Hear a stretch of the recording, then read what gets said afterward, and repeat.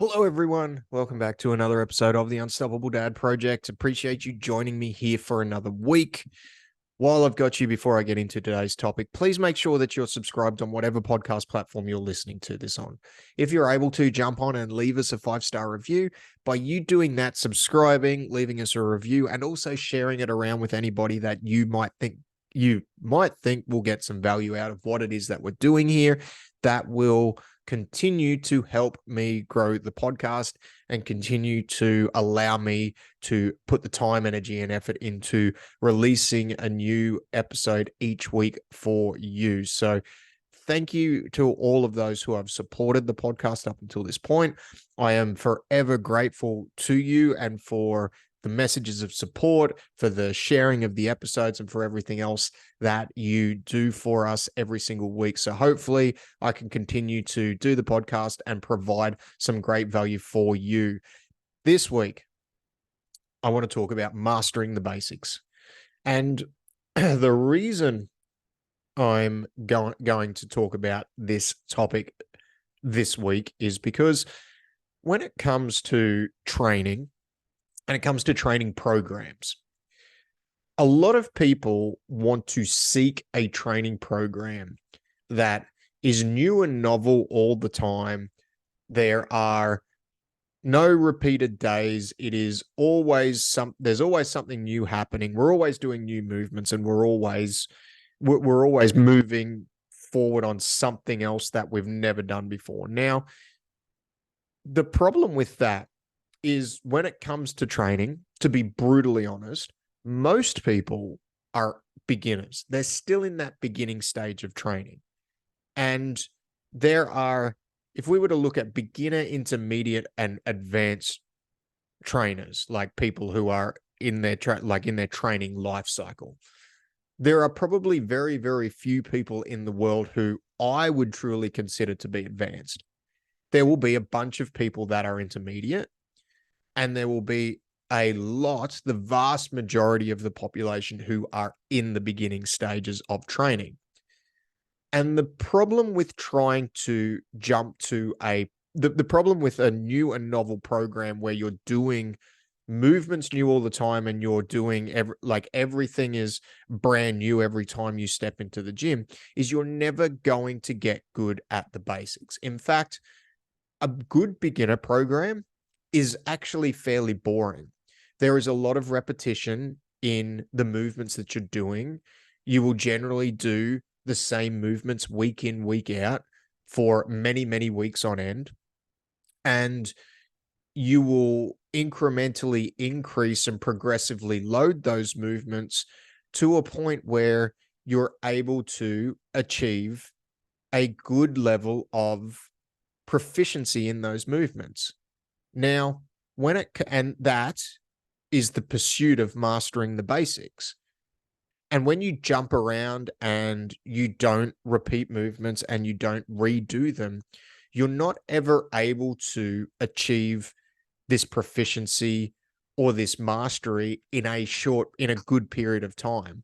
It will take you a long, long time to get there. And the problem with that is if you're jumping around in the early stages of your athletic development or the early stages of your training, or this principle can really be applied across the board into a broad spectrum of things in life, whether it be sport, whether it be business. It really just comes down to making sure when you're starting out that you are in this constant pursuit of trying to master the basics. Now, for me personally, I think true mastery is unachievable. True mastery to me is when you know every single thing about the subject matter, or you're able to do a movement perfectly. And perfection in life in a lot of areas is just simply unachievable. And so mastery itself is unachievable. But mastery, especially when it comes to the basics, is something that we should constantly be aiming for, that we should constantly be working towards. And regardless of whatever the pursuit is, whether it's training or business or sport, like a sport like jujitsu, is one where you want to make sure that you are working towards mastering the basics before you really try and get more complex, is that if you don't spend that time mastering the basics, you're not going to have a solid base to build your long-term progression onto. And what I mean by that is if we take it back to training, and let's say we're trying to build a pyramid, or we're trying to build any form of structure. The wider the base is, generally the higher the structure can go. And if we imagine things like our primal movement patterns, squat, step, lunge, press, pull, push, pull, upper and lower body, things that a lot of good programs are based on, mine included, just to put in a little bit of a shout out there. They're the basics. They're the things that need to be mastered. They are the base of the pyramid. And if you're spending the time mastering those movements, and you've spent the time in the trenches doing the repetitions to get uncommonly good at those movements, then it means that you have the ability to build that pyramid quite high. Whereas if you haven't built that base and that nice wide base, and then you start adding in complex movements, you start trying to do things like high level calisthenics, Olympic weightlifting, like all these things without building that base, then at some point, the more complex you make things and the higher you try and make that structure, it is going to fall down in some point. When it comes to injury, that will generally result, when it comes to training, sorry, that will generally result in potentially some form of injury. It may result in mental burnout because you haven't got that base level of movement down before you're trying to add more complex, more athletic movements in. And as a result, there's no level of enjoyment when you try and push your body to a more complex or a more advanced point. So we need to make sure that we are spending that time to master the basics. And the fact is, the time that it actually takes to get good at those is generally a lot longer than what people think. It is generally not just a 3 to 6 months month undertaking. It can take 12 months, 2 years, 3 years of consistently doing those things 3 times a week, every time you step into the gym. Now, don't get me wrong, there are ways a good coach, when it comes to movement and it comes to training and it comes to programming, can reposition those, do different variations of those movements to try and allow you to still get good at those movements, because we are still doing those movement patterns. We are still building that base. We are still looking to achieve mastery on those basics, where we can still change the structure of the way we do things, variations, different loading styles, things like that, where we can give that variation. But the thing is, the common thread there is we're still looping back to those same basics over and over again. And a lot of people quit on the basics because they think they get, and I'm super guilty of this with a lot of areas of my life, where I get shiny object syndrome, where I see something and I'm like, oh, that seems better than what I'm doing now. And every time I do that, if I haven't spent the time working on the basics and I try and jump off to something more advanced because I think it's going to be better for me, or my mind is like, I'm bored with this, I'm moving over here. Every time the thing that I move towards doesn't work out because I haven't put the appropriate time into the basic thing that I really need to do. And for me, that's where coaches have come in really handy to get you refocused, to move you back to the basics. But the basics take longer than most people think. With training, if progress is still happening, i.e., if you're doing like a starting strength style training program where you're doing 3x5, squat, deadlift, press, maybe some pull ups, things like that, and you're still progressing, the weight on the bar is still moving, your movement quality is getting better, your range of motion is improving. All these things are adaptations that are happening as a result of that commitment to try and master those basic movements. And if there's progress still happening, you probably don't need to change. You probably don't need to move to a different program because the program that you're doing is still yielding the result that you're looking for. Now, we can get into a conversation about making sure that you have clearly defined to yourself and whoever it is that you're working with about the result that you're trying to get to. But if progress is still happening, you probably still need to stay on that basic program. And again, to loop back, most people jump off basic programs because they get bored with it and they think that their progress is stalled when it really hasn't. We've got to look at the time frame that progress has happened over. If it's that you haven't hit a PR in a session, maybe we've got to adjust that perspective out a little bit to maybe a month, maybe 2, maybe 3, depending on your training age. But a lot of the times people will jump from thing to thing and they won't get any progress because they haven't spent the time mastering the basics. And once you have mastered the basics, or you have gotten to a point with those basics that you are doing them uncommonly well, then you can start to layer in complexity. And when I say layer in complexity, it doesn't mean, it means understanding the steps it's going to take. If you need to, let's say, for example, if you want to do a muscle up, but you can't even do a pull up, we need to get to the point where we're doing a pull up first. And then from there, when you do a pull up, we need to look at the layers of where you're at with that pull up. Like, are you able to pull your chest to the bar with the pull up? That is layering in complexity. It is not as I can just get my chin over the bar. Now I'm going to go to a muscle up. That is not layering in complexity. That's still adding in complexity, but layering it in is understanding what the next appropriate step is.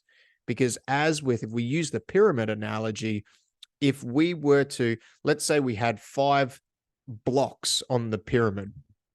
And for those of you that are watching on YouTube, you'll see that I'm doing the hand gestures. But those of you that are listening, just imagine you've got 5 blocks from the pyramid. They go from the widest being the base, which is the basics, and then there's one which is it moves up the pyramid if we were to build the pyramid properly, and it goes all the way to the tip at the top. And the tip at the top may be the muscle up.